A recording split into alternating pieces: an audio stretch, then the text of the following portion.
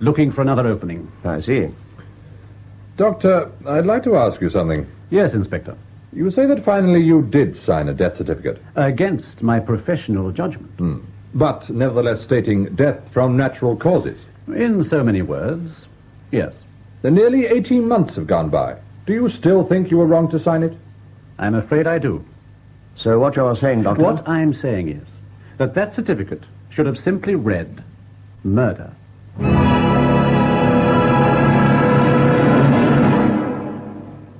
Unnatural Death. The novel by Dorothy L. Sayers, dramatised for radio by David Geary. With Hugh Burden as Lord Peter Wimsey and Clifford Norgate as Detective Inspector Charles Parker. Unnatural Death.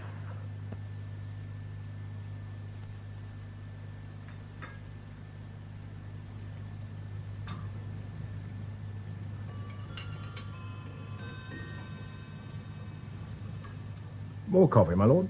Thank you, Bunter. We kept you up rather late last night, Bunter. Don't mention it, my lord. Did Inspector Parker get a cab all right? There was one on the rank, my lord. Good. Is this my cousin's marmalade you gave me this morning? Yes, my lord. It's a bit watery. Really, my lord? Yes. Funny thing about women, the stronger they are, the weaker their marmalade. I wonder why they're so keen on making the stuff.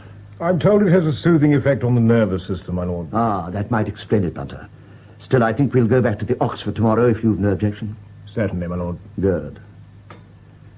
By the way, how's the photography these days? Very satisfactory, my lord. I've just acquired a new camera, which is giving excellent results. Really? Yes, my lord. A Thornton Pickard. It should prove most useful in our more specialised work. Well, I'd like to see some prints when you have a moment. Of course, my lord. Ah, callers already. I see who it is, my lord. Perhaps it's the man from the Gaslight and Coke. Oh, good morning, sir. Good morning, Bunter. Come in, sir. Thanks. Is that Inspector Parker, Bunter? Yes, my lord. I wondered if I'd find you up. Of course I'm up, Charles. Have some coffee. Splendid. We thought you might be the man to read the meter. Oh. Look, you can't have had breakfast. Let Bunter get you some. No, I'm quite all right, thanks. It'll be no trouble, sir. No, really, Bunter, the coffee's just what I want. Will that be all, then, my lord? Yes, fine. Thank you, my lord. Charles, for someone who only left this flat a few hours ago, you've returned with remarkable dispatch. Yes, I suppose I have. And I should really be over at Nottingdale. But I've been thinking over all that business last night. So have I. Yes, I'm damn sure you have. Well? I think there's a danger in reading too much into it. You do? Yes. And I've a feeling that unless I put a few simple points to you in the cold light of dawn, you're going to be off on another of the famous Wimsey investigations. Anything wrong with that? Well, only that I always seem to get caught up in them. Look, Peter, what does last night really boil down to? Well, we dined together in Soho, met a young and somewhat serious member of the medical profession, and brought him back here to join us in a glass of port. And? And the gentleman told us a rather interesting story, which you come round to tell me you don't believe. No, I believe it. But I don't think it need be interpreted the way he thinks it should. As a case of murder? Well, that's what he thinks it is. And you? On the facts that he gave us, death from natural causes. On the facts that he gave us. What are the facts, as you see them? Well, these. We meet a young man who tells us he's a doctor. He doesn't disclose his name. He tells us that 3 years ago, in 1924, he took over a practice in an unspecified town in Hampshire. Yes? Now, one of his patients is a cancer case. An old lady, then aged 72. She lives alone with her only relative, her niece. Over a year later, in the autumn of 1925, the niece begins to be concerned that her aunt is getting much worse. The doctor discounts this. Early in November, he's called to the house in the middle of the night to find the patient in great pain. He gives her a morphine injection and examines her very thoroughly the following day, but finds nothing to worry about. 3 days later, the old lady dies. From natural causes? Is there any evidence to the contrary? No. No. Nevertheless, the doctor finds he is unable, with a clear conscience, to give a death certificate, since, in his opinion, there is no obvious cause of death, and he asks for a post-mortem, which he is able to conduct himself. However, as the deceased had wished for cremation, another doctor is required to sign the certificate jointly. The two physicians work on the autopsy together. It reveals nothing. Our friend finally, though still reluctantly, signs a certificate. Cause of death, cancer. Immediate cause, heart failure. And to complete the story, the crematorium gets worried, so the poor old dear has to be buried instead. The coroner starts to poke his nose in, rumours rife. And our young Hippocrates is forced to leave town and is now looking for another opening, as he puts it. That's about it. Yes. You know, Charles, as a sapper of morale and general dampener of enthusiasm, you are without peer, if you'll excuse my use of the expression. Oh, I'm sorry. Those are the facts. They are the medical facts. And they are the only ones that count. Charles, aren't you assuming that because the available medical evidence points to death from natural causes, that therefore foul play is automatically ruled out? Well, yes, that's the whole point. Yes. In fact, you're assuming that the medical evidence is both accurate and complete. Yes. Well, I mean... Suppose it's incomplete. What? No, look, 2 doctors examined that body. One with close knowledge of the deceased, the other entirely independent. They found nothing. As would 99 doctors out of 100. The 100th might be looking for something the others weren't. But looking for what? I don't know. But mightn't it be rather fun to find out? Taxi? Taxi? No, he's going up Hamilton Terrace. Ah, so he is. Look, I can spare 1 hour, not a second more. An hour will be ample. You do realize what you're up against. Not only has our doctor not given you his name, he's deliberately not told you the old lady's name, or even where all this is supposed to have happened. True, Charles. And what's more, he really only wanted to get the story off his chest. He didn't want anything done about it. No, but I think he'd be pleasantly surprised if something was. And I think we're the people to do it. We? A slip of the tongue. Glad to hear it. Hi, taxi. Where exactly are we off to? Pimlico. Pimlico? Yes, I've a friend there I'd like you to meet. A friend? Yes, you like her. I've got her fixed up in a little flat. Her? Yes. Oh.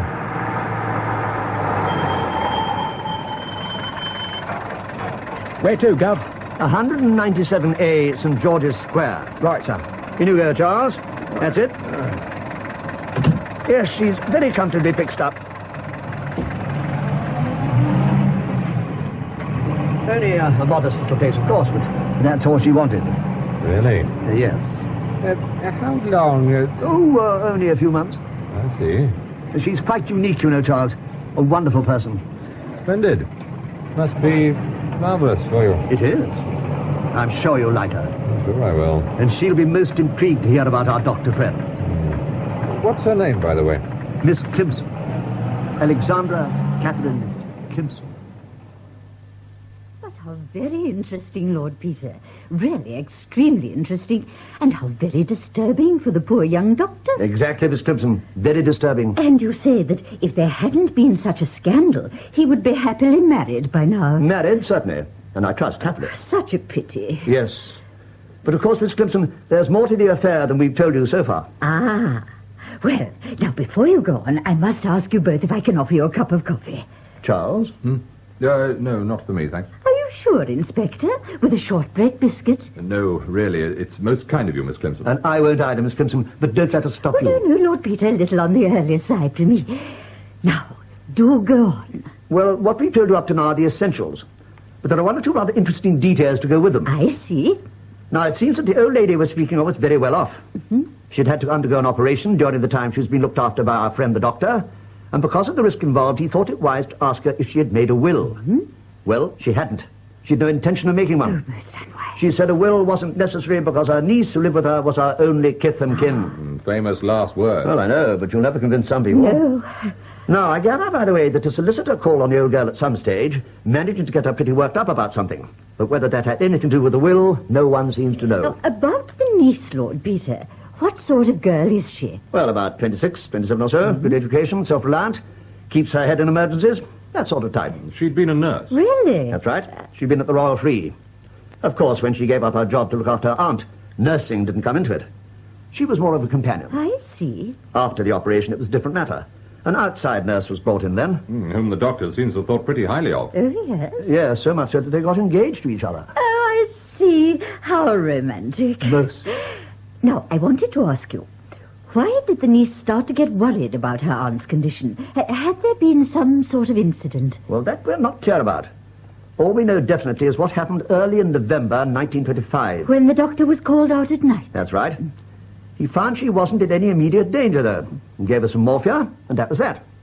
Next day, he overhauled her very carefully, and somewhat surprisingly found she was doing even better than he'd supposed. Yes, and 3 days later, she was dead. Terrible. Indeed. And again, somewhat surprisingly, from the doctor's viewpoint, no wound, no hemorrhage, No sign of a struggle, not a single obvious symptom. But, Lord Peter, would there be? I mean, the aunt was 73 by then. She had cancer. She had to go sometime. No, I know. Nevertheless... What? Well, one or two things don't seem quite right. For instance, I think that business of the old lady not making a will comes into it somehow. Oh, how? Well, I just don't know, Charles. And another thing, I believe cancer patients very seldom pop off in that rather unexpected way. Our young medico's aware of that, too. That's why he felt he had to have a post-mortem. But the point that intrigues me most is the niece. How do you mean? She told the doctor our aunt's condition was deteriorating. But in fact, it wasn't. Oh, come, Peter, that's only the doctor's opinion. A medical opinion, Charles. Yes, well, all right. But what about the niece's opinion? She was a trained nurse. Yes, she was, wasn't she? Oh, look, you've got other things to do, Charles. We mustn't keep you. Miss Climpson? Yes, Lord Peter. I think that's pretty well all we can tell you about the business at this stage. But as far as I'm concerned, I'd like to know some more. Yes, of course, Lord Peter. Now, what would you like me to do? Well, quite a lot. First of all, we know this happened in Hampshire, but we don't know the name of the town. Nor do we know the name of the deceased. We need that information before we can do anything. Yes, of course. If you'll be so good then, Miss Climpson, would you go down to Somerset House and get them to look up all the death certificates for Hampshire in the month of November 1925? I see. If you have to give any reason for your search, you could suggest you're compiling some statistics about cancer. Yes? Now, the certificate we want will state age, 73, cause of death, cancer, immediate cause, heart failure. Yes. And it'll have been signed by 2 doctors. Now, suppose there is more than one certificate like that. Ah, well, that's where the really hard work comes in. And where, if I may say so, we shall benefit from your remarkable qualities of shrewdness and discretion. Lord Peter. Yes, I mean it, Miss Climpson. Look, we had better be off, Charles. Yes. Oh, I'll see you out. Now, how soon do you think you can get started, Miss Climpson? Oh, straight away, Lord Peter. I can get down to Somerset House at once. Excellent.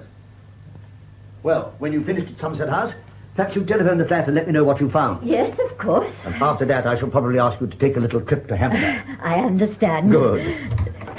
Now, is this your hat, Inspector? That's the one, Miss Climpson, thanks. It's been such a pleasure meeting you. Well, I hope we'll meet again, Miss Climpson. I'm sure you will, Charles.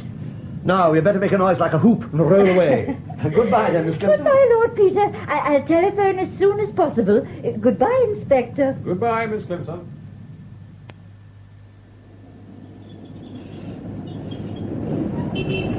Well, Charles, that's got things underway. That is patently clear. My worst fears are confirmed. There's only one question. Who is Miss Climpson? Charles, it's not what you think. Well, even I don't imagine that. Miss Climpson, Charles, is a manifestation of the wasteful way this country is run. Ah. Thousands of ladies like her, mistresses of the art of gossip, are left unused, while the work for which they are so eminently fitted is inefficiently carried out by ill-equipped policemen such as yourself. Thank you very much. I'm quite serious. People want questions asked, and who do they send? A man with large feet and a notebook.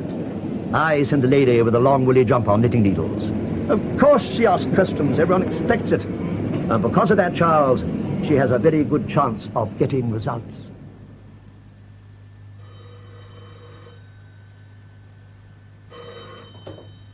Hello? Go ahead, caller. Oh, thank you. Lord Peter? Yes? Miss Climpson here, Lord Peter. I've just left Somerset House. Ah, good going, Miss Climpson. What sort of luck? Well, it all depends. There are 4 towns in Hampshire with certificates that match the details we're after. 4? Yes, Meryton, Woolbridge, Leehampton, and Harmsworth. Well, I think we're lucky it's only 4. How do you feel about finding which one it is? I'd like to very much. Good, excellent. What I thought of was that perhaps you might be a retired lady in easy circumstances looking for a nice little place to settle down in. Yes? Hampshire would suit you very well, I imagine. Oh, very pleasant county, yes. No, there's no need to rush over this. Let me have your reports just when it suits you. Right.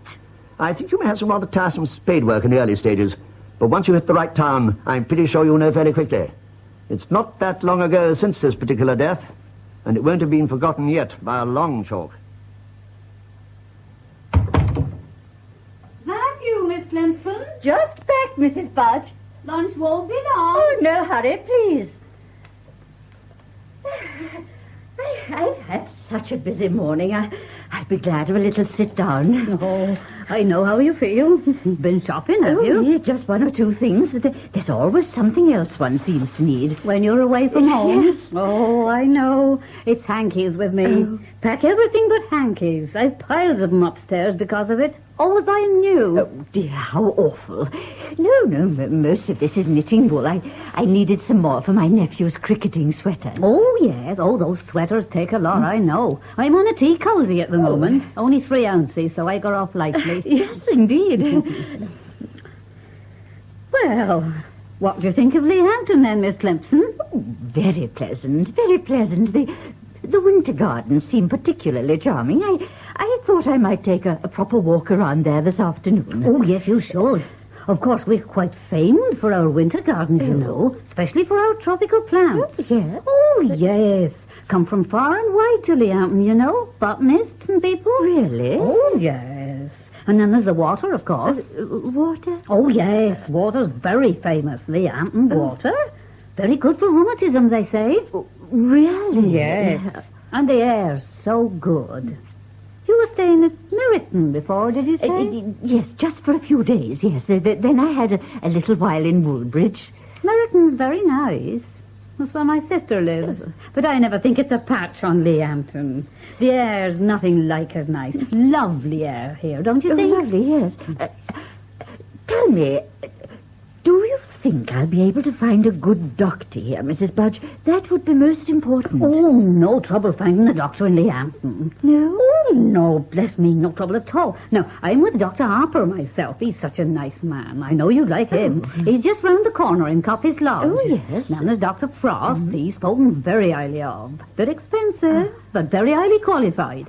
And then there's Dr. Benson. He's more for the children, though. Oh. And Dr. Mitchell over in the Crescent. Oh, they're all spoken very well of. You'd be in safe hands with any of them. That sounds most encouraging. The only thing about doctors, Mrs. Budge, is that I never feel quite happy about some of the younger ones. Oh, I know. I do feel an elderly doctor is so much more dependable. Oh, I know exactly what you mean. I know exactly, Miss Climpson. Dear me, yes. Oh, and you know, it's funny you should say that about young doctors. We had some very strange goings-on in that line only a little while back. In Lehampton? Yes.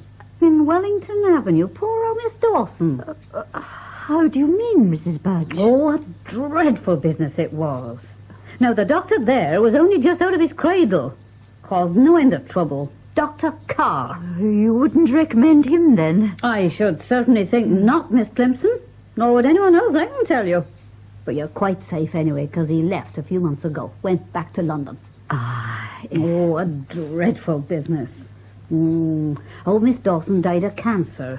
And that Dr. Carr had the cheek to say she'd been done in. You mean he... Done in, Miss Climpson. Good heavens, did he actually say that? Oh, no, not him. He never actually said anything.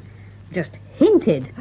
A very sneaky sort altogether. Oh, how dreadful. It was dreadful. I don't know how poor Miss Whittaker stood it all. Miss Whittaker? Oh, Miss Dawson's niece. Oh, yes. Such a nice young lady. Thought the world of her aunt. How she put up with it all, I just don't know. Especially that nurse, little baggage. Oh, there was a nurse there, too? Oh, well, there had to be, you see, because the old lady needed a lot of looking after. Oh, of course. But the way it went, that Dr. Carr got more looking after from the nurse than old Miss Dawson ever got. Mrs. Budge. No, 'tis the truth. Ask anyone. How dreadful. Indeed it was. Fluttering her eyelashes at Dr. Carr when she should have been looking after the old lady. No wonder Miss Whittaker had to give her the sack. Phillimore. That was her name. Nurse Phillimore. Came from one of the big London hospitals, too. Really? And they took her back there, so I'm told. You wouldn't credit it, would you?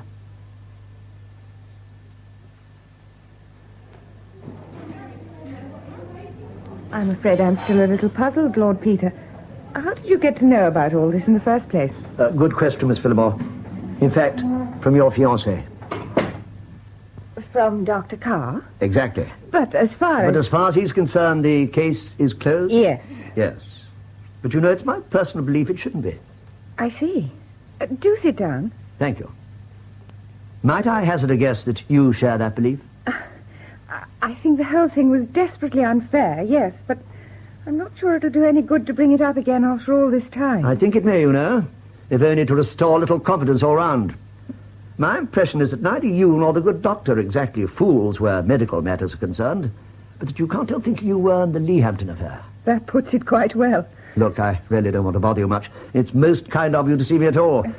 But there are one or two things I'm particularly interested in. Now, there was a visit from a solicitor at some stage. I believe it agitated your patient somewhat. Was that in your time? No, it was before Miss Dawson had her operation. But I did hear he wasn't a Leehampton solicitor. No one knew where he came from or what he wanted. The maids that were there met him, but they were dismissed when I was. Really? Oh, that's a pity. Always a sort of sinister charm about mysterious solicitors.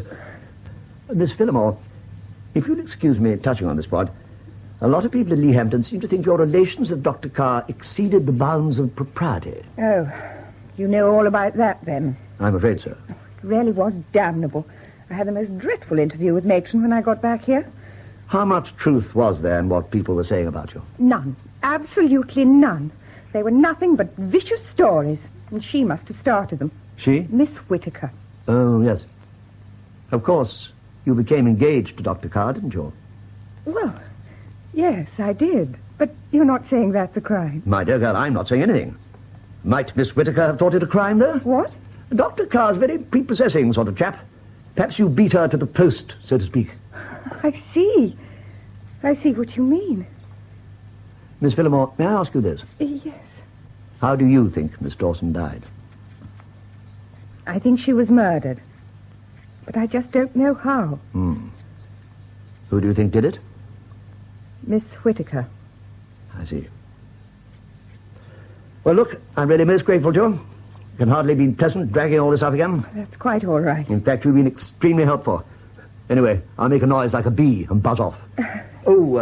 Just one thing. Yes? The maids. The maids. Yes. Why were they dismissed? Oh, well, they were sisters. A lot of crockery was smashed, apparently. Miss Whittaker gave one of the girls notice, so the other left with her. They had a funny sort of name. Go to bed. That was it. Really? Go to bed? Yes. Bertha and Evelyn. They were very sweet girls. And was a lot of crockery smashed? I wouldn't have said so, but then I wasn't in the kitchen that much. Any idea where the girls went to afterwards? I'm afraid not. But I dare say you could find out. Yes, thank you. I dare say I will. You know, Peter, I still can't seriously believe there was anything odd about that woman's death. After all you've got to go on are people's opinions and a lot of silly gossip. Charles, I know there was something odd about it. And the deeper we dig, the odder it gets. You and Miss Climpson, you mean? Mainly Miss Climpson. She's been extremely active. I wish I could say the same. The trouble is I've been playing the waiting game for quite a while, and it doesn't exactly suit me. What do you mean? Well, after I saw Nurse Phillimore, I thought the best idea would be to have a word with those maids. So I put an advertisement for them in all the agony columns. Here. Thanks.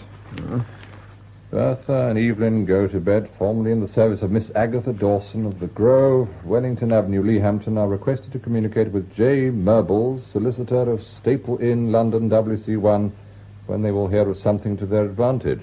Will they? Oh, yes. The main thing is, I will. Who's Murbles? Everyone's picture of the typical family solicitor. He happens to be our family solicitor. I see. I think it may be revealing to know something of the Dawson household from below stairs, so to speak. Yes. The mid-morning editions, my lord. Oh, thanks, Bunter. Let's have them. Certainly, my lord. There. Charles? I'll have the Star. Thanks. Will there be anything else, my lord? No, thanks. Thank you, my lord. Oh. What's London offering us today? Murder, mystery, or mayhem? Mystery, by the sound of it. Has yours got this Epping Forest business? What? The girl's body found in forest. No sign of foul play, say police. Yes, got it. The unidentified body of a young woman, fully clothed, was found early this morning in a secluded part of Epping Forest. Death, which appears to be from natural causes, took place about 2 to 3 days ago. Yes. Anything more? No, nothing that isn't padding. Ah. Hello? Oh, hello, Murbles. Oh, have you? Excellent. Bertha, yes?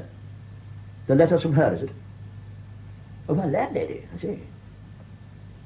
Disappeared? When? Tuesday. I see. 4 o'clock this afternoon. Yes, all right, Murbles, don't worry. I'll be there just before. Good. Thanks so much. Bye. The advertisement? Yes. A letter from Bertha Gotobed's landlady. The girl hasn't been back to her lodging since she left there on Tuesday morning. The landlady then spotted the advertisement and got on to Murbles, as she is pretty worried. In fact, she thinks he's responsible. She's calling on him this afternoon. How long has the advertisement been in? A bit over a week. Went in on April the 20th. May I use the phone? Of course. Charles, could it be... Would you give me Whitehall 1212? Yes, please. I think we ought to know, don't you? Yes. Oh, would you put me through to Inspector Barnard, please? Yes. Jim, Charles Parker here. Yes, I know. Look, this Epping Forest business, body of a girl, is all I know is what they're carrying in the early editions. Anything through from Essex on identity yet? No, the papers don't give a name. Oh, would you? Yes, of course. He's just checking. Yes.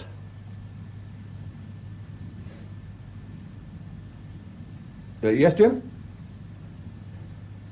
I see. Yes. And the girl's name? Right, Jim, many thanks. Much obliged. Bye. Well? A waitress from the Coventry Street corner house. Yes? The body was found under some bushes. No sign of assault.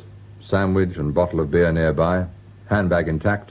Among the contents, a £5 note and a letter. Yes? Addressed to Bertha Gotobed.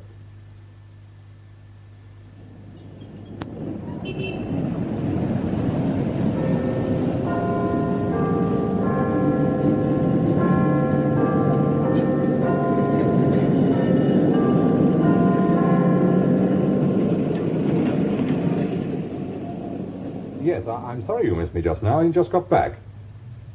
Oh, have you? Well, that's very quick work. South Audley Street, yes. Mrs. Forrest was the lady's name. I see. You made a delivery to her on the 26th. Fine. Well, thank you very much. That's most helpful. Goodbye. Come in. Lord Peter Wimsey's here, sir. Oh, thanks, Harvey. All right if I come in? Just come in. Take a pew. Thanks. Well, how did you get on? As well as could be expected. The landlady is no longer suspicious of Murbles. She's merely suspicious of me. And how about Murbles? He's suspicious of me, too. Serve you right. Yes. To be honest, Charles, I feel nothing better than a murderer. A poor, sweet and simple child. Dead. Now, look, I'm sorry, Peter. but seeing that girl lying there under those bushes, it all seems so ordinary. Just a pleasant little picnic on a sunny day in spring. Only it hadn't been a picnic. Peter, I know exactly what you're feeling at the moment. I know it isn't pleasant. But may I remind you, first of all, that the girl's death is most likely completely unconnected with this other business. Oh, it's connected, all right. I'm sorry, but at the moment there is no definite connection. Secondly, as far as we know, the girl died from natural causes. That's what we're meant to believe. All right. We all know the views of Dr. Carr and Dr. Wimsey, but theory's one thing, facts another, and the post-mortem will decide the facts. Anyway, one result seems to be that I've been landed with all this officially. I gather you've been bending the ear of your good friend, the Chief Commissioner. I have. Of course, he thinks the whole thing's complete coincidence. I don't blame him. Well, why not let's see what we've got. All right, yes. Good. Now, tell me, did you get any sense out of the landlady? Indeed I did. She turned out to be a very sensible person, Mrs. Gulliver. The two go-to-bed girls came to her straight after leaving Leahampton. Oh, yes? They both got taken on at the corner house together, as waitresses. And Bertha was working there right up to the time she disappeared. Evelyn, though, met a Canadian chap who used to take his breakfast there and married him. They're both settled in Canada now. And you had to break the news that Bertha is dead, of course. Yes, indeed. Mrs. G took it pretty badly. She seems to be very fond of the girl. I told her you might be in touch about formal identification of the body. Good, yes. And we'll have to get a cable off to Canada to the sister. I got the sister's address from Mrs. Gulliver. Cropper is her married name. Ah, Evelyn Cropper. That's right. Good. Well, Any luck at your end? Well, some. We've managed to trace the fiver. Have you indeed? How about the beer bottle? Any fingerprints? I don't know. The laboratory lads have still got it. Now, about the £5 note. It was one of a series issued to a bank in South Audley Street. On the 19th, they paid it out with 2 other 5s and 10 1s against a cash cheque drawn by a Mrs. Forrest. They gave me her address. It's further up South Audley Street.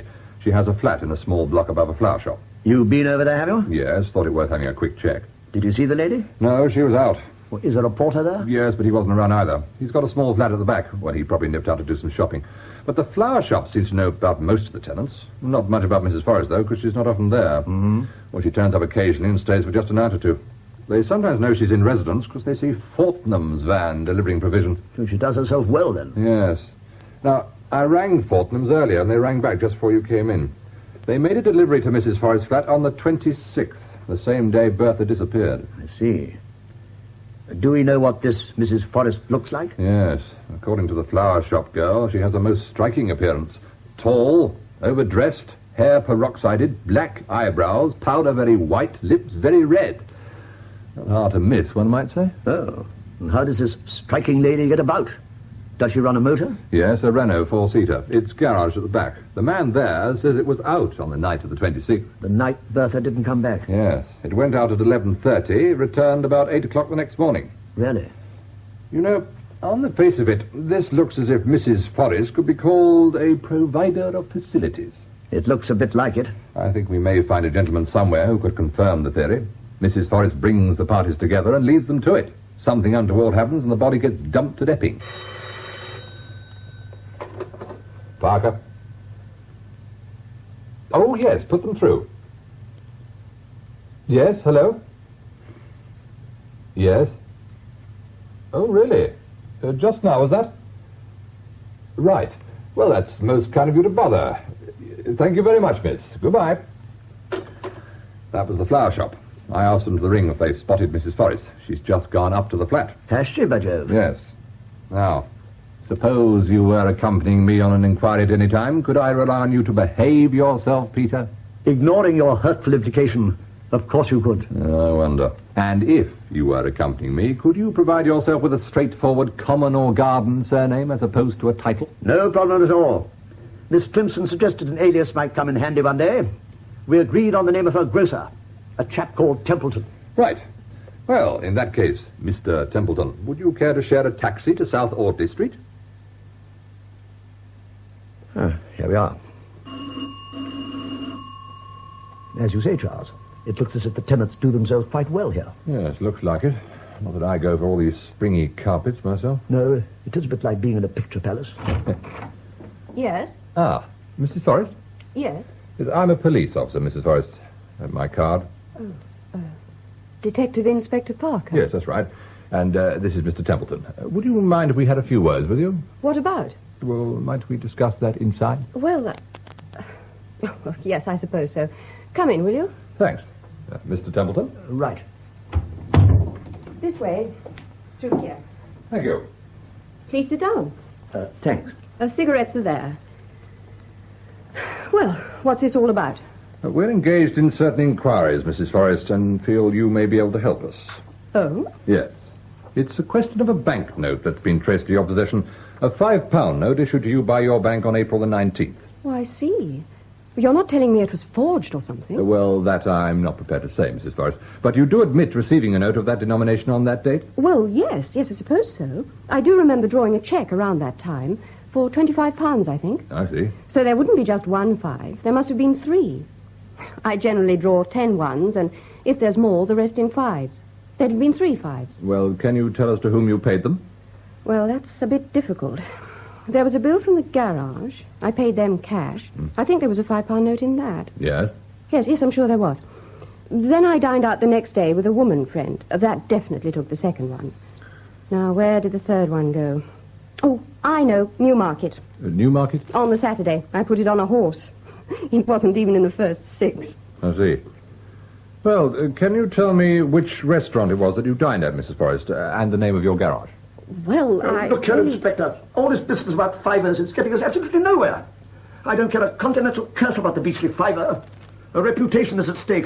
And that is the only thing that matters. Now, please, Mr. I'm Templeton. sorry, I'm so sorry, but I'm going to get to the bottom of this. Now, tell me, Mrs. Forrest, who was it? Who was it? Who was here with you on the 26th? The 26th? You don't deny you were here on the 26th. Well, I was, as a matter of fact, but I knew it. You dined together that night, didn't you? Here. No. Now, don't deny it. Don't deny it. I insist upon knowing who it was, Mrs. Forrest. There was no one. Mr. Templeton. And they left at 11:30. I know. I insist on a name from you, Mrs. Forrest. I can't. I insist, Mrs. Forrest. It was a friend. Aha. A friend, eh? Oh, please, Mr. Templeton, please don't ask for his name. So it was a man. Yes. Then I must know, Mrs. Forrest. I insist on knowing.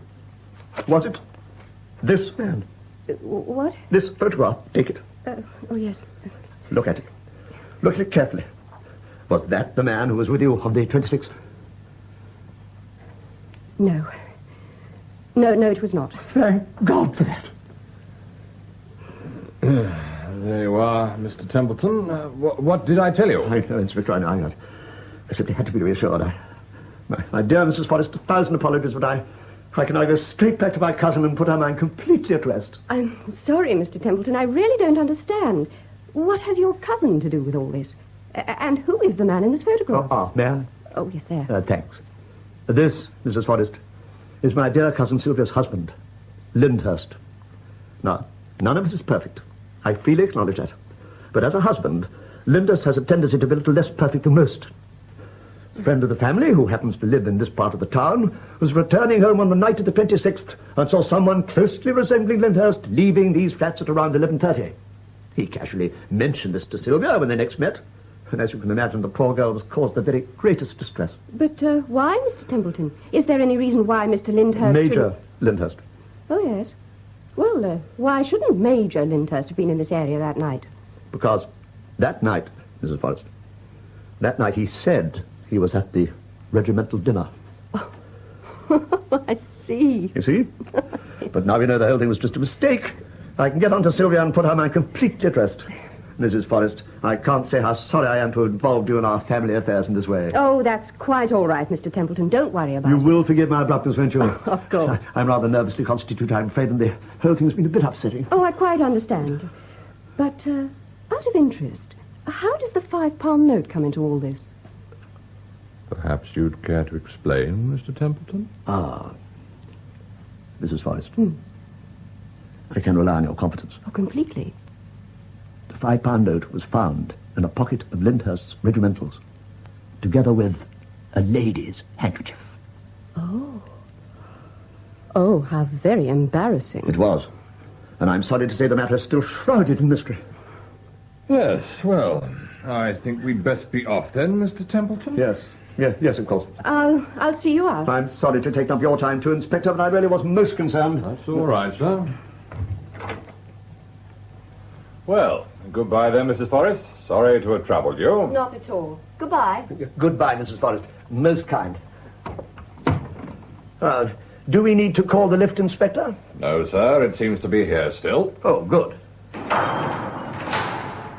After you, sir. Thanks. Now, may I ask what the devil you think you are up to? A good question, Charles. Ground floor? Yes, and you'd better have a damn good answer. I'll think one up when we get back to the flat. Going down?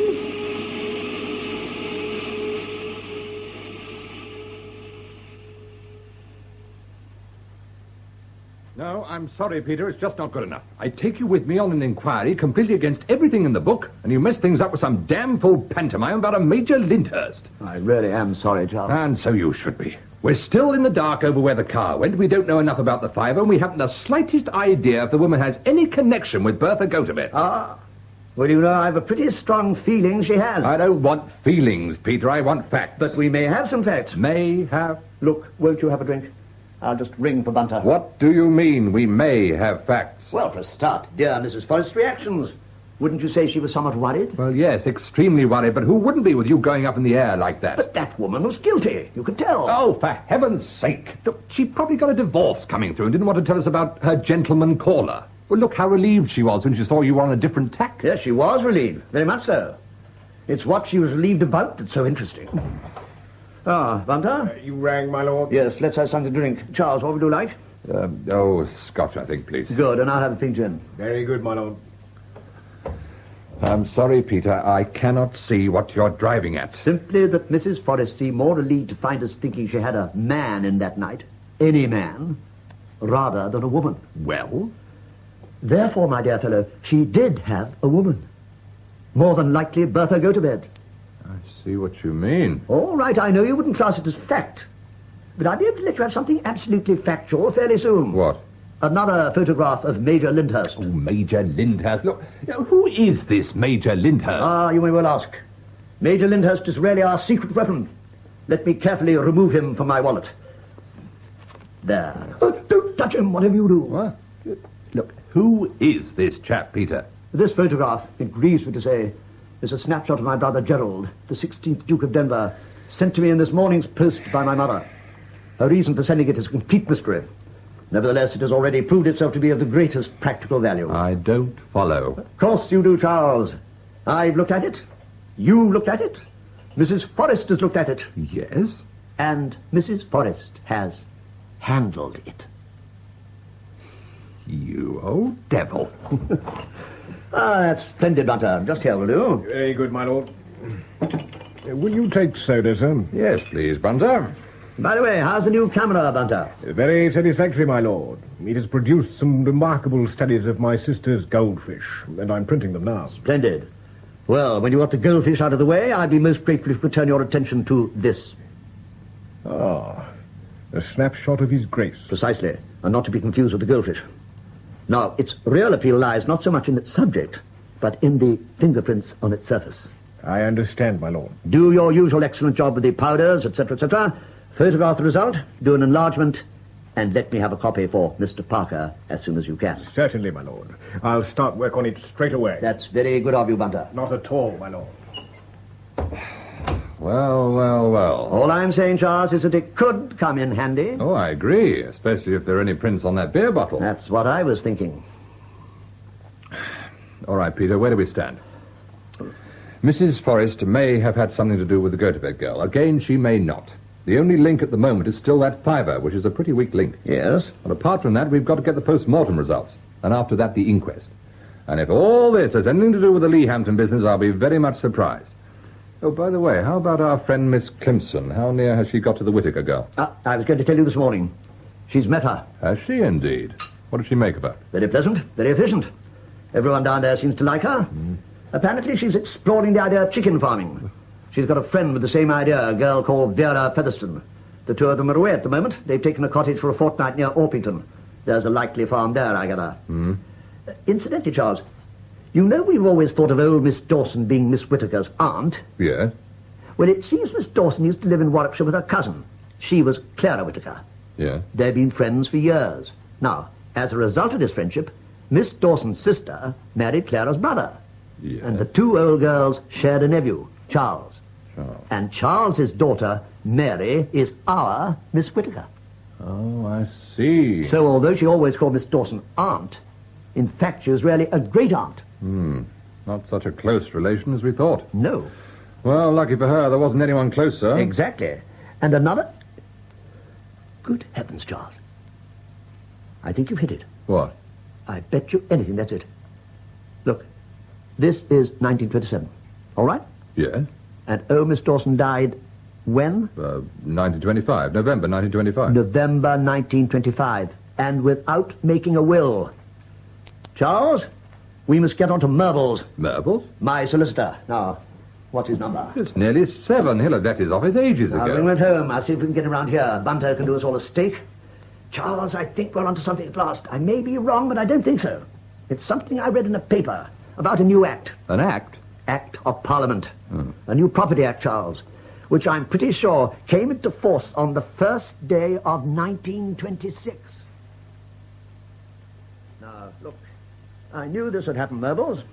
I saw the danger signal as soon as you said the new act makes everything simpler. That was certainly the Act's intention. Yes, well, our laws are littered with good intentions. Every act that makes things simpler needs another to disentangle it. Some more port, Charles? Thanks. There we are. Do you? Fine. Murbles, drop more for you? No, thank you. I'm doing very well. Well, help yourself if you want to. Don't forget the cigars. Thank you. Surely, from what you've been saying, Mr. Murbles, any difficulty in interpreting the new Property Act lies in defining the word issue. If any brother or sister dies before the intestate, then to his or her issue. Oh, that's perfectly correct, Inspector. And my opinion, which I must stress is only a tentative opinion, would be, I think, that issue, in this case, means issue ad infinitum, and that therefore great-nephews and great-nieces would be entitled to inherit. Yes, and Mary Whittaker is Miss Dawson's great-niece. Yes, all right. But, Murbles, you say your opinion. Might there be another opinion? I'm afraid there might. The question is very complicated. What did I tell you? Yes, but frankly, I see no cause for concern in this particular instance. After all, Mary Whittaker was apparently the nearest surviving relative. Miss Dawson died in 1925. The old Property Act was still in force, so the money would pass without any question to Mary Whittaker. I see no ambiguity there. No, none whatever. In 1925, and always assuming there was no other surviving relative. Good Lord. I see what you're driving at. When did the new act come into force, sir? The 1st of January, 1926. And Miss Dawson died in November 1925. You see? But supposing she'd lived, as the doctor fully expected her to do, till well into 1926, would Mary Whittaker have definitely inherited them? I think that question is very relevant, Lord Peter. You've raised a very serious and important point. If I understand you rightly, you're suggesting that any ambiguity in the interpretation of the new act might provide an interested party with a very good and sufficient motive for hastening the death of Miss Dawson. I mean exactly that. And if the interested party was Mary Whittaker, there are some further questions that need to be answered. Such as? Well, was there anyone who might have had a stronger claim under the new act than Mary Whittaker? And if so, did she know who that person was?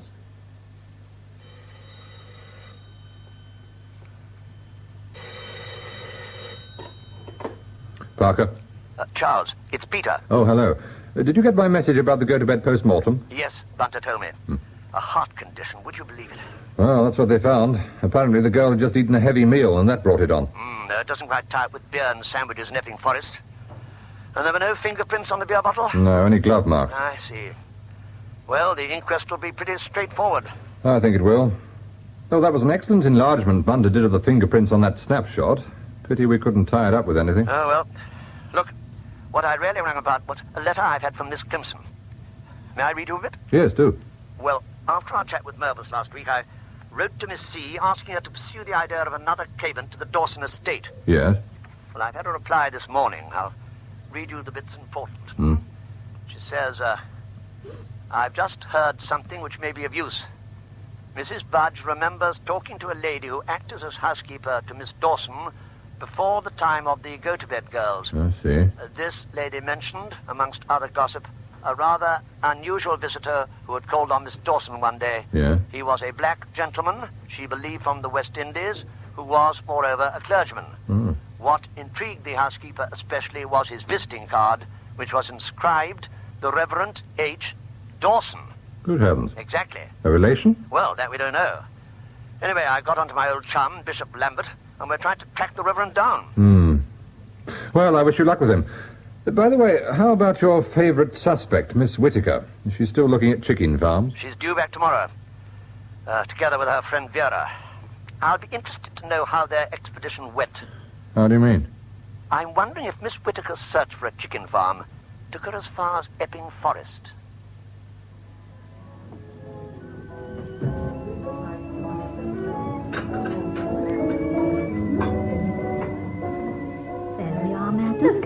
Toasted tea cake. Splendid. And your ghetto here.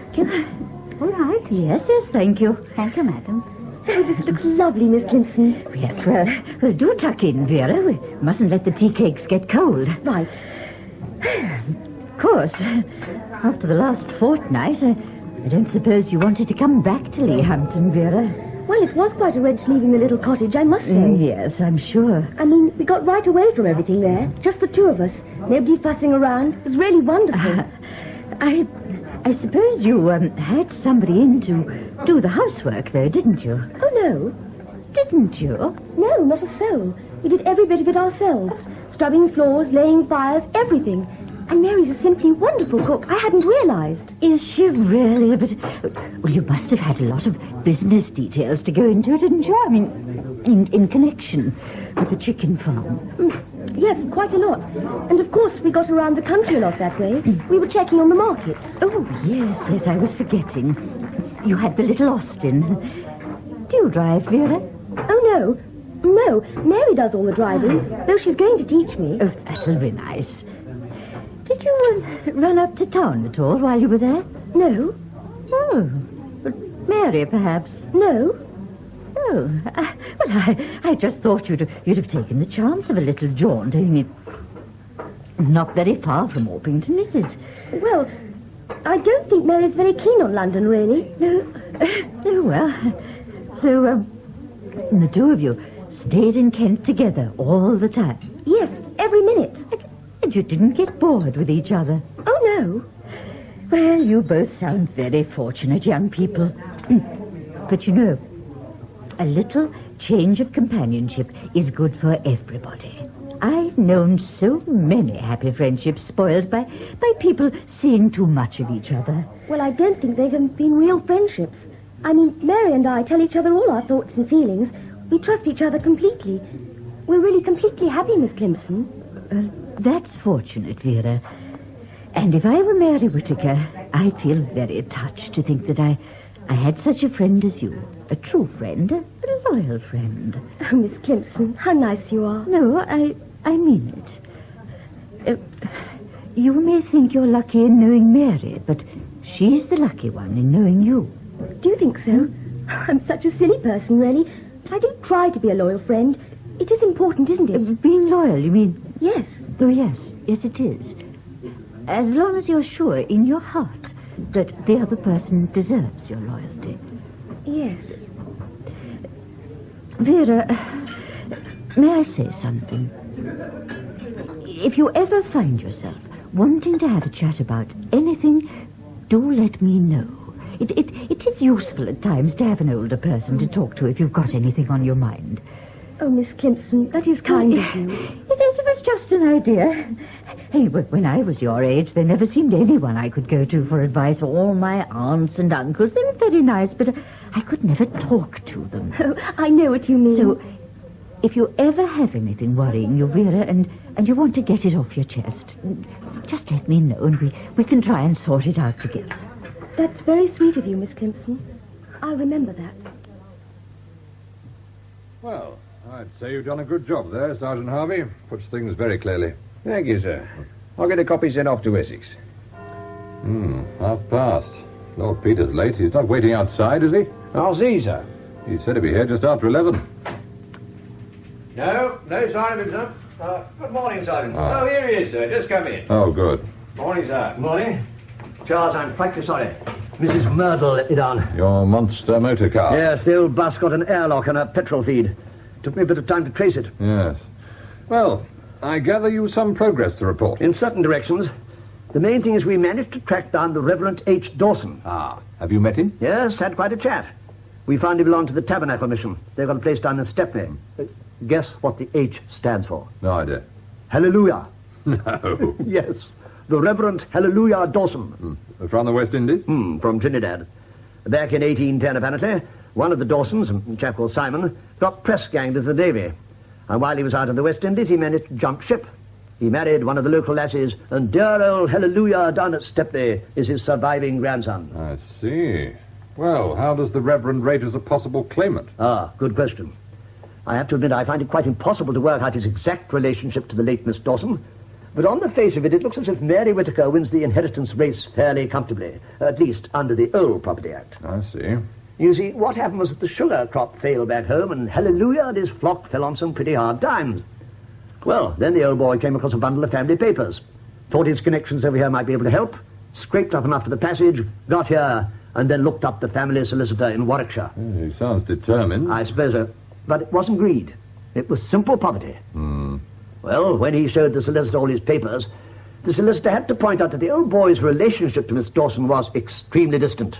But he gave him a letter of introduction, and hallelujah, went down to Leahampton to call on her. Yes? Well, apparently Miss Dawson was absolutely charming. And although he made it completely clear he hadn't the slightest claim on her, she upped and made him a yearly allowance, which continued till her death. And what happened after her death? Nothing. Nothing? Miss Dawson had told him she didn't like the idea of making a will, but that her niece would continue the allowance on her behalf. And she didn't continue it? No. Can we confirm this chap's story? Indeed we can, and have. Oh, how? Because I got him to give me the name of the solicitor he went to see. Chap named Probyn. I then went round to Murbles and got him to phone Probyn up. Probyn confirms the whole thing. More than that. Probyn turns out to be a sort of missing link all on his own. How do you mean? Do you remember that business of a mysterious solicitor calling on Miss Dawson? Oh, yes. Well, it was Probyn. I see, yes, but... After his visit, Miss Dawson took all her affairs out of his hands and transferred her custom to a Leahampton firm. Oh, I see. That's what puzzled me. Yes, that's why no one seemed to know about him. But what did he go and see her about? He went to see her for the simple reason that he was an extremely capable solicitor. He'd been going into the wording of the proposed Property Act and realized it contained certain ambiguities. He then reviewed the position of all his clients who might become victims of these ambiguities if they were to die without making a will. And Miss Dawson was one of them. So he went down to warn her? Exactly. And unfortunately timed his arrival just after Dr. Carr told her she must have an operation. And after Carr had been talking about making wills. Yes, and of course the old girl blew up in Probyn's face, saying there was a conspiracy to frighten her into dying. And from that day to this, he's had no contact with any member of the family whatsoever. Oh, well. You know, I wonder if that wasn't it. What do you mean? That old Miss Dawson thought people were trying to frighten her into dying. Mightn't that have been the cause of death? Fear? Oh, Charles. No, I'm quite serious, Peter. That old lady may have died because everybody who came to call kept on talking of her dying. Yes, but how about Bertha Gotobed? You can't tell me she died of fright. Well, it was a strain of some sort on a weak heart, see what I mean? No, all I'm saying is we're tending to think of these cases as murder cases without the slightest shred of real evidence. Now, look, I want evidence, Peter. I know. For instance, how about this fortnight at the cottage? Have you had anything through about that? Well, I had a letter from Miss Climpson this morning. And? Nothing. I see. Mary Whittaker was at the cottage for the whole fortnight in the company of Vera Featherstone. Neither made any trip to London. And it was during that fortnight that Bertha died. Yes. So, another theory goes west. I'm afraid it does. Oh, excuse me, Peter. Parker? Oh, yes, good morning. Yes, he is. Just hold on. It's for you, Mr. Murbles. Really? Wonder what's up. Hello, Murbles? No, not at all. Evelyn Cropper? Oh, Evelyn Cropper, Bertha's sister. I thought she was in Canada. Oh, I see. That sounds interesting. Did she, by Jove? Mary Whittaker, you mean?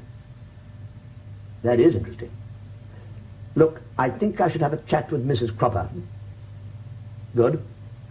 All right, Murbles. Say I'll be round to Mrs. Gulliver's to have a word with her. Goodbye. Oh, Charles, that was most interesting. That I gathered. Evelyn Cropper's come over from Canada to see her mother. And she's been telling Murbles of a pretty little scheme to get Miss Dawson to sign a will. A scheme that failed. Whose scheme? Mary Whittaker's.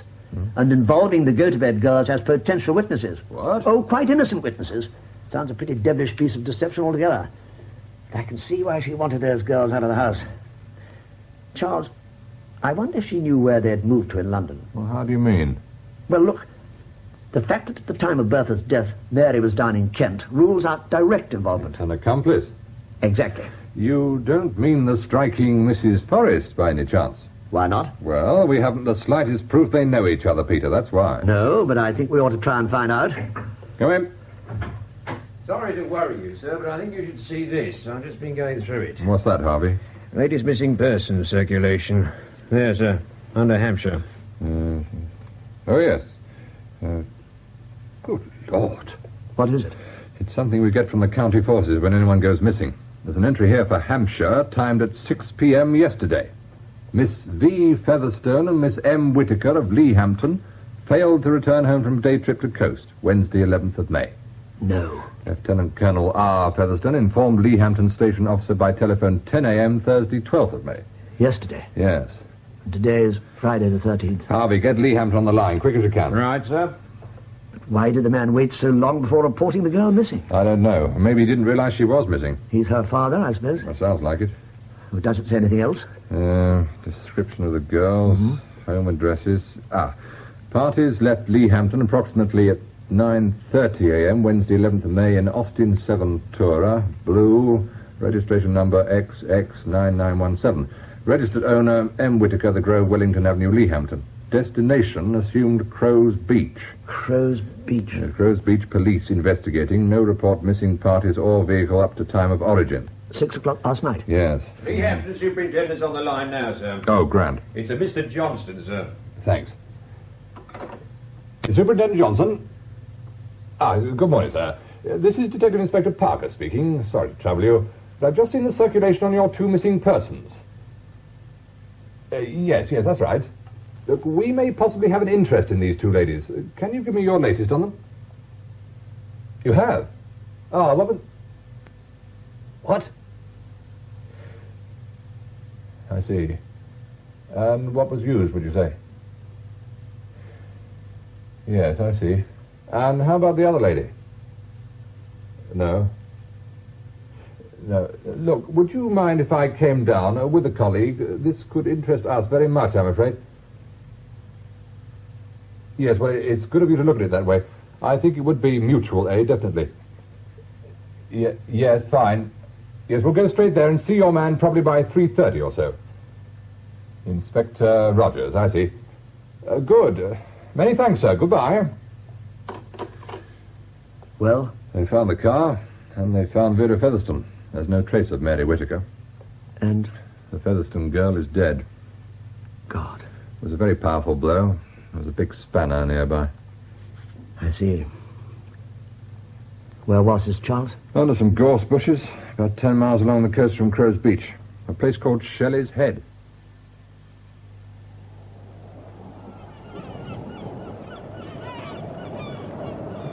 How are you doing, Barton?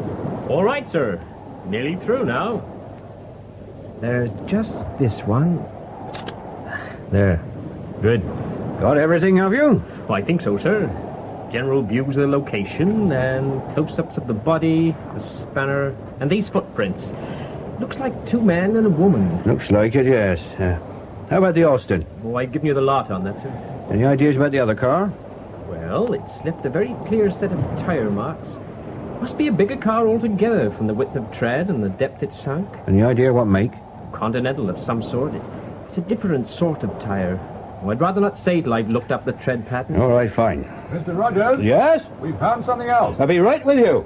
I'll be off then, sir. Yes, fine, Barton. Let's have a set of those pictures as soon as you can. Right, sir.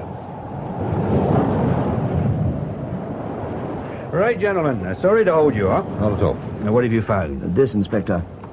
It was in the glove box, tucked inside that lubrication chart. Fiction magazine. American, is it? Yes. The Black Mass. Yes, and do you see how someone's underlined the first 2 words? Yes, the black. Do you think it means anything? It might be a sort of message. Well, what do you make of it all? Well, it looks straightforward. Murder and abduction. Yes, the 2 girls are picnicking. 2 men arrived by car, struggle. 1 girl killed by a blow from a spanner, and the other one taken off heaven knows where by heaven knows whom. Yeah. The only thing we've got is that cap with the label of a firm in Stepney. It's not much to go on. No, not a single fingerprint. How about the dead girl's parents? Any help? Well, they could tell us whether Miss Whitaker called for their daughter at 9:30 in the morning the day before yesterday. The girls were just going off for the day. When they didn't come back in the evening, the Featherstones thought they'd probably just left it rather late before starting back, and they decided to put up at an hotel for the night. They were expecting a phone call from her. I see. When they hadn't heard anything by the next morning, Colonel Featherstone went round to Miss Whitaker's and found the maids there knew nothing either. So then he got on to us. Inspector, you say the police doctors have no doubt about the cause of death? Not at all. Why'd you ask? I'd expected a bit more blood about somehow after blowing the head as heavy as that. I see. And there are some marks around the nose and lips that look almost like chloroform burns. Really? Well, I expect the doctor will be able to tell us a bit more when the body's back in the mortuary. Yes, of course. Well, you know, I think we've seen all there is to see here, Mr. Rogers, and I don't want to hold things up at all. Should we get back to Leehampton? Good idea. There might be some news of Miss Whittaker. Here, you go on, and I'll join you at the station as soon as I can. Grand. Right, Peter, let's be off, shall we? This is horrible. The whole thing. Yes, it is horrible. Look, take a tip. Don't think of the girl. Just think of getting who did it. Yes. All right. I'll tell you what. I'll drop you at the Leehampton police station and then pay a call on Miss Climpson. Oh, yes, I was forgetting her. She's pretty sure to know the girls are missing, but she won't have heard about Vera yet. Anyway, it'll be worth seeing if she knows something we don't.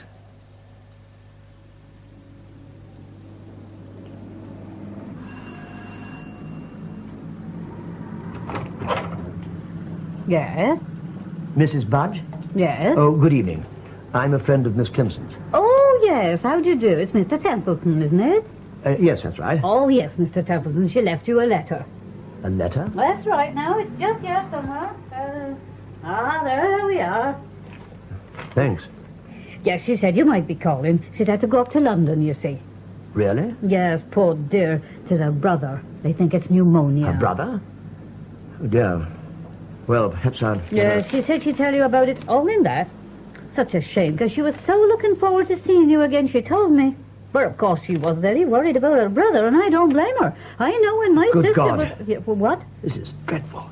Yeah, well, I know she was worried about him. And I Mrs. don't... Budge, I must go. Do excuse me. Well, won't you stay in I'm afraid I can't, Mrs. Budge. It's most kind of you, I must go. Oh, dear. Well, what? I'll tell Miss Climpson you called, shall I? Yes, of course. Tell her I called. Well, poor Mr. Templeton. He was upset. Any idea what might be holding him up, Mr. Parker? Oh, it might be his car. Oh? We had some trouble getting it started. Airlock or something. And I can't imagine Miss Climpson will have much to tell him. He'll be in for a shock when he does get back here, anyway. Yes. This Miss Climpson, what's she? What you or I would call an inquiry agent. Excuse me. Inspector Rogers? Oh, yes, pardon. Good. Yes, I see. A Renault. All right. Many thanks. Goodbye. The other car at Shelley's Head? That's right. Barton's pretty sure the tires are those Renault use. You know, that rings a bell somewhere. Oh? Bells are ringing, all right. Inspector Rogers. Oh, yes, put him through. It's him. Oh? Yes, Rogers here, Lord Peter. Yes, of course. Just hold on. Does he want me? Yes, sounds a bit edgy. Wonder what's up. Hello, Peter. Charles, I'm in a bit of a rush. I'm phoning from Guildford. Guildford? Well, just outside, the first place I could find a handy phone. Look, I can't explain everything, but Miss Climpson phoned the flat. Bunter told her we were here, so she left me a note. Yeah? She's taken the 6:10 to London, and I'm after her in the car. She doesn't know Vera's dead, and I have a feeling she's walking into trouble. What do you mean? Vera sent her a letter the day she went to the coast. Oh? She got the letter yesterday. Vera wanted her advice. She thought someone was putting pressure on Mary Whittaker. How do you mean? Blackmail? I don't know. She came across some things that worried her while the two of them were staying at that cottage. She was looking around the writing desk for a pencil and found Mary's checkbook slipped under the blotter. Mary had just gone to answer the front door. Yes, well? Well, the checkbook was open so she could see the stubs. The top stub was made out to cash for £10,000. Good Lord. Well, she took a peek at the other stubs. There were 3 cash checks for £10,000 during February and March. And blackmailers prefer cash? Yes. Miss Climpson had fixed a lunch with Mary today and was hoping to get some clue to it all then. But of course Mary didn't turn up.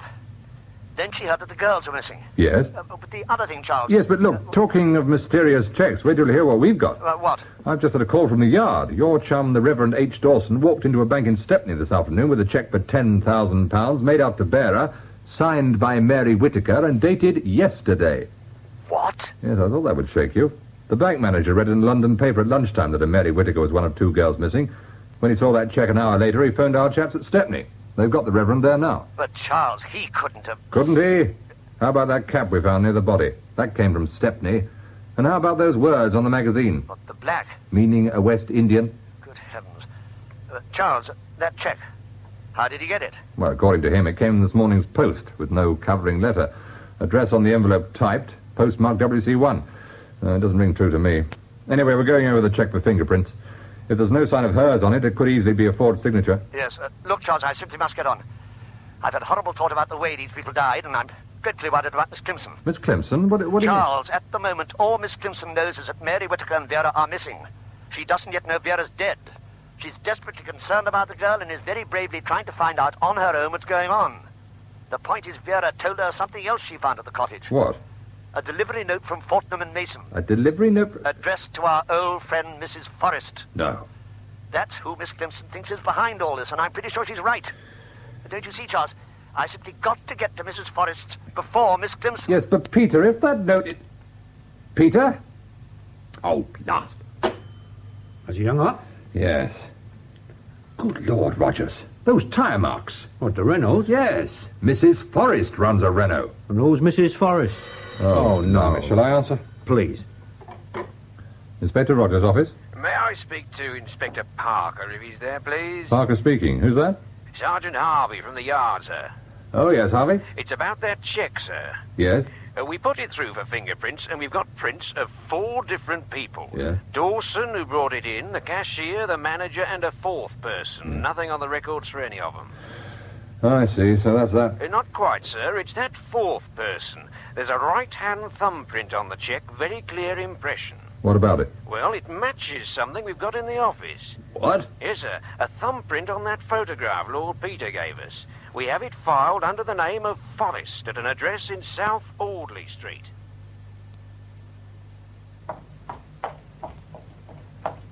Good evening, madam. Good evening, Porter. Turn a bit chilly? Yes. Do you know your way, madam? Mrs. Forrest, I want. I think she's flat number 3. That's right, madam. 2nd floor. The lift's just here. Oh, thank you. Just press the button marked 2nd, madam, and when you get out, flat 3's on your right. Oh, thank you so much.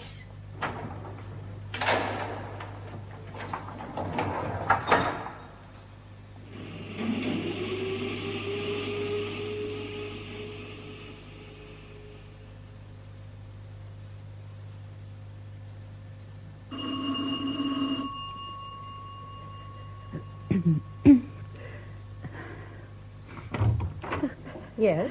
Oh, good evening. I wonder if I might trouble you for a few moments. It's about our mission settlement. I'd very much like to tell you something about the work we do. The settlement's in the East End, and we're most anxious to get as much support as possible. Come in. And, may I? That's really most kind of you. Through here? Yes. Yes, we have such a dedicated band of helpers, and they do such a very worthwhile job. But, of course, as you may imagine, the question of funds is always in a... Yes, it's always a matter of making ends meet, you see. So what we're hoping to do is to add to our circle of subscribers. Now, I wondered if you might perhaps be willing to... Yes. Willing to do what? To do what, Miss Climpson? It's you. Yes, Miss Climpson. It's me. Keep away. Well, what's that thing you've got? Hypodermic? That's right. Keep it away from me. Oh, you needn't worry. There's nothing in it. Keep away. Keep away. No. Yes, Miss Climpson. Yes. You needn't worry, my dear Miss Climpson. There's nothing in it. What the hell? Stay right where you are, if you please. That's she. That's a woman. What the hell are you doing here? Stay right where you are. What's the meaning of this? Who are you? You're not the porter. No, madam, and you're not Mrs. Forrest. What? I'm a police officer, madam. Sergeant Harvey, Scotland Yard. No. Constable. Sergeant? See the lady, will you? Yes, Sergeant. Right. Mary Whittaker, alias Forrest, I arrest you on the charge of Yes. attempted murder for a start. Is that all? No, Miss Whittaker, very probably not. And I must warn you that anything you say may be taken down and used in evidence at your trial. Trial? Oh, look, this is quite outrageous. Your whole attitude. This woman forced her way into my flat and attacked me. And how is it that she's now lying on the floor unconscious? It was self-defense. I struggled with her and she fell against the table. Indeed, Miss Whittaker. Now, would you mind passing me that hypodermic, please? This? Yes, please. Oh, very well. Thank you. I don't know why you're bothering about that. It's what I use for my neuralgia injections. Really? Yes. It's completely harmless. There's nothing in it. But, of course, that's just how you like it, Miss Whittaker. What the devil do you mean? I wouldn't exactly call that hypodermic harmless. It doesn't need anything in it, the way you use it. Now, are you really sure you're all right, Miss Climpson? Oh, perfectly. Sure? Perfectly, thank you, Mr. Parker. Here we are, my lord. Ah, Bunter, splendid. Miss Climpson will be most grateful. Do you care to try this, madam? Oh, thank you. What is it? It's Bunter's patent pick-me-up, Miss Climpson. Do you the world of good. I strongly recommend it. Really? But mightn't I get intoxicated? You might. But after what you've been through, why not? Well, all right. Oh, I say it's good. There. What did I tell you? Oh, it's really good, Bunter. Thank you very much. Not at all, madam. Thank you. Well, there we are, Charles. The end of the case. And nearly the end of you, Miss Climpson. What a day it's been. Oh, that woman's face, Lord Peter. I just can't believe I'm alive. I can imagine. But I still don't understand about the hypodermic. There wasn't any poison in it or anything. I know there wasn't. That was the whole idea. But how did you get onto it? Mrs. Murble. Your car? Yes. Remember this morning when I got to your office late? She had an airlock in her petrol feed? Of course. And we had the same trouble this afternoon. Exactly. The whole thing came to me suddenly on the way back to town. When I got to Hyde Park, I found a call box and rang Dr. Carr to see what he thought. He could, as they say, have kicked himself. But you mean the hypodermic was only injecting air? Nothing but air. Look. The heart pushes blood round the body, right? It acts as a pump. Yes. Like the petrol pump in a car. Introduce a blockage into the bloodstream, and the heart stops pumping. I see. You see? The hypodermic is filled with air. This is injected into the bloodstream. The air bubble causes a blockage, and the result? Just another case of heart failure. No special symptoms. Nothing. Only one thing. What? Somewhere, the tiny mark of the needle. If you happen to be looking for it. Yeah. What a wicked mind to think of a thing like that. Wicked and knowledgeable. She's a fully qualified nurse, don't forget. Yes. And of course, as Carr pointed out, the one thing a nurse has to do when giving an injection, a normal injection, is to be completely positive there's no air trapped in the hypodermic. Yes, of course. But Mr. Parker, Yes? Well, now, that sergeant I thought was the porter. How did he come to be there in time? Because I sent him. He phoned me at Leehampton with some information that proved Mrs. Forrest and Mary Whittaker were one and the same person. Ah, that woman had us fooled. I suppose all that bleached hair was a wig. Yes, as a matter of fact, it was. And that makeup? I know. Well, as soon as I knew about Mrs. Forrest, I knew you were definitely walking into trouble, Miss Climpson.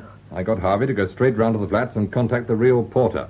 As luck would have it, the chap had spare keys to all the flats in case of fire. Ah. So Harvey borrowed the key to the flat, and while he was about it, the porter's uniform. It wasn't too bad a fit, huh? It wasn't. You see, we thought it could well be best to let you go on up to the flat when you got there, Miss Climpson, but with Harvey to keep an eye on you, just thinking he was the porter wouldn't worry you. I see what you mean. Well, then he went through to the entrance hall and waited for developments. You arrived first, and you just after, I gather, Peter. Just as Miss Climpson's taxi was pulling away, about 30 seconds behind. Good heavens. The moment you got into the lift, the sergeant and I made a dash for the stairs. We got up to the second floor just as you were doing your stuff about the mission settlement. Then she let you in. And when we heard the sitting room door close, we used a spare key to let ourselves in, too. It's amazing. But you know, what I don't understand, Lord Peter, is why. Why did she do all those terrible things? Why? God knows. Greed, I suppose. In fairness to her, Miss Dawson did want her to have her money when she died. The catch was the old girl wouldn't commit herself in writing. Then when the Reverend Hallelujah turned up and the new Property Act began to be discussed, she realized her position might be very precarious. But when you think of it, there are only two things she could do. Either trick Miss Dawson into making a will, or see that she died before the new act came into force. Yes, yes. Well, we heard today that, in fact, she tried to spot a trickery, but Miss Dawson caught her out. So that was that. She got the go-to-bed girls innocently standing by to witness the signing, instead of which they witnessed a row. And their knowledge of that row made them potentially dangerous. Yes. Well, she dismissed them. I must have made a point of knowing where they had gone to in London. But as regards our aunt, she was left with the simple alternative of seeing she died before the 1st of January 1926. And she did so with her little hypodermic. Horrible. But, Lord Peter, now, about poor Bertha Gotobed. Now, if Mary Whittaker was down at the cottage at the time she died, how can Mary have murdered her? Because at that time she wasn't at the cottage. What? She'd spotted by advertisement for the Gotobeds and had gone up to London. But Vera said she never left the cottage. Vera lied. I can't believe it. You have to believe it. Because when we interviewed Mrs. Forrest, she admitted being in London at the time in question. And as we now know, Mrs. Forrest is, in fact, Mary Whittaker. Yes, of course. So Vera was lying, but only out of loyalty, because Mary asked her to say she'd never left the cottage, though she couldn't have realized why she asked her that. She thought the trip to London was simply to pay off a blackmailer. She didn't know it was to murder Bertha. She sent you that letter because she liked you, trusted you, and simply had to tell you about those checks. But it's my guess she'd never have told you of Mary's trip to London. I think you're right. But those checks, where was the money going? To Mrs. Forrest, I'd say. Yes. Mrs. Forrest? The double identity. At any time, if things got difficult, Miss Whittaker could disappear and Mrs. Forrest carry on. But to do so, Mrs. Forrest had to have money. Of course. And a bank account. So, Mary Whittaker draws cash in Leahampton and Mrs. Forrest pays it into her bank in South Audley Street. Simple, isn't it? Yes, her big mistake was that £5 note, the one in Bertha's handbag. Without that, we'd have known nothing of Mrs. Forrest at all. That little visit we paid her must have got her rattled. I think that was when she decided to stage her disappearance. As Mary Whittaker? Yes, they really should have done better the other way round. But why murder poor little Vera? Simply to make things look convincing. One young woman bashed on the head with a spanner, the other spirited away by a couple of toughs. But Vera would have done anything for her. I know. But as far as Mary was concerned, Vera was expendable. I think that's her whole attitude to humanity. She probably did it after they'd had their picnic. Vera's most likely having a snooze. Mary won't risk killing her with a spanner. She's hardly experienced in that direction. So she puts her properly asleep with a little chloroform, does her usual neat job with the hypodermic, and then as soon as the girl is dead, lays on some blows with the spanner. And because Vera's blood's already stopped flowing, the spanner doesn't cause much of a mess. Yes, of course. Well, then, Mary nips through the gorse to the Renault, which she's driven down from London the day before. In it, she's got that magazine, the Black Mask. 2 pairs of men's shoes to make footprints, and the captain's slip. And off she goes to London in the Renault. Exactly. This all happens the day before yesterday. Yesterday, she takes a short trip to a pillar box in WC1 and posts a bearer cheque for £10,000 to the Reverend Hallelujah Dawson, who lives, or purely by chance, in Stepney. Yes, he gets the cheque this morning, goes round to a bank this afternoon, and is held by Stepney police on suspicion of murdering Vera Featherstone and abducting Mary Whittaker for the purposes of illegal gain. What a mind that woman must have. It's frightening. It is. I'd hate to play chess with her. Oh. Old Hallelujah must have been thrilled by that cheque there, Charles. He must have thought she'd had a change of heart. He'll be dreadfully disappointed not to get that money. Who said he won't get it? Charles, you old devil. It's a perfectly good cheque for £10,000, signed by Mary Whittaker. No reason why it shouldn't be cleared in the ordinary course of business. Charles, I take my hat off to you. Thank you, my lord. Most kind of you. But, you know, there's just one thing about all this that worries me. I wonder if you thought about it. What's that? Proof. Proof? Evidence. Look, I agree with everything you've said. I'm confident that that woman has committed 3 murders and attempted a 4th tonight. And at this moment, she's in the cells at Savile Row charged with that attempt. But with a good defense, there's a strong chance she may get off. Oh, surely not. Well, she may stick to her story that Miss Climpson attacked her. But that's nonsense. Yes, I know. Of course it's nonsense. We all know that. But can we convince a jury it's nonsense? That's our job now. That and getting enough real evidence over the other deaths. Well, we've a certain amount, but I'm not at all sure it's enough. We need enough for a conviction. I wonder who this is. It's well past 11. Hello? Yes, that's right. Well, certainly. He's just here. It's for you, Charles. Savile Row Police Station. Oh, right. Parker here. Oh, yes, what is it, Sergeant? What? But wasn't there any... I see. Right, there's nothing you can do. I'll be straight over. We're too late, are we? I'm afraid we are. Suicide. No. In her cell. She tied a sheet to the window bars and strangled herself. May God rest her soul. Yes.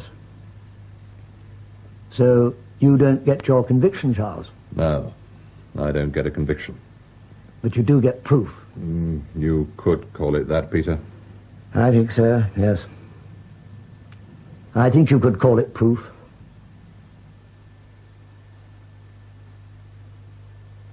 Unnatural Death, the novel by Dorothy L. Sayers, was dramatised for radio by David Geary.